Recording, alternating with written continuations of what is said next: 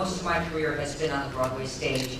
And I did a play for the man who wrote The Miracle Worker, a man named William Gibson. He wrote a play called Golda's Balcony.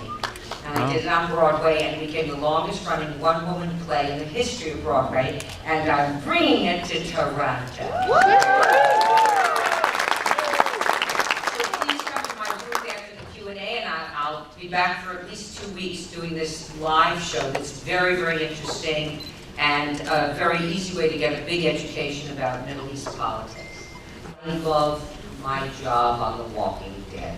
First of all, I came into the #1 series in the world. I didn't establish it. I got very lucky. I came in season 5 when they were already coasting the roller coaster, and they're in top form. Secondly, the leader of our artistic ship is Andrew Lincoln, and he's extraordinarily kind and generous. But I mean, extraordinarily. I went to London to look at a nightclub. I was offered a job to sing in a nightclub, and he lives in Wiltshire. He lives 2.5 hours away. That's like Hartford to New York. It's a big trip. And he came down to see me, and I'd only done 5 episodes. Or he'll come to the set to watch, not just, I'm sure it wasn't just myself, but he wasn't working that day. I said, what are you doing here? He said, I wanted to watch you work, Tovah. I wanted to see you work this scene. Not in judgment, as a learner, as a student. So he's so kind and so decent and so giving and so modest. We take these big group pictures and everybody's so proud to be in The Walking Dead. He's never in the middle. Never. He's like behind the gardener on the right side of the picture. So you learn a lot from him. It's like what the Zen priest said, if you want your children to be generous, share your food with your husband. And he doesn't talk all that much, but his deeds scream decency and goodness. He's really a superb human being. That's one of the reasons the series is so happy.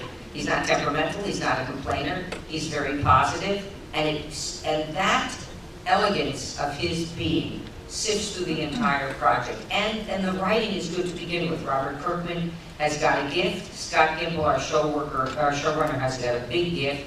So it's a very, very happy, loving, supportive set. And then we're faced with the content of the script, which is so difficult. I mean, what does the script say? Why is the show useful, and why is it #1? My theory is it's #1 because we're all going to die, all of us. And we want to know how to live. How do we want to live out the years that we are in this body? Do we want to be a decent human being? Are we going to become a robber, a thug, a killer? And it's been a dilemma that has faced not only the people in The Walking Dead, it's faced people in concentration camps, people who are victims of genocide, people who commit genocide.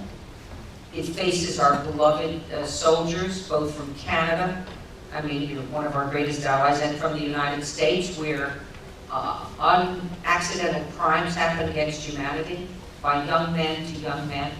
It's tough stuff. So how do we live in a sea of opposition and a sea of threat? The project stayed #1. It's tough. You think it's hard to get there? Try to stay there. It's tough.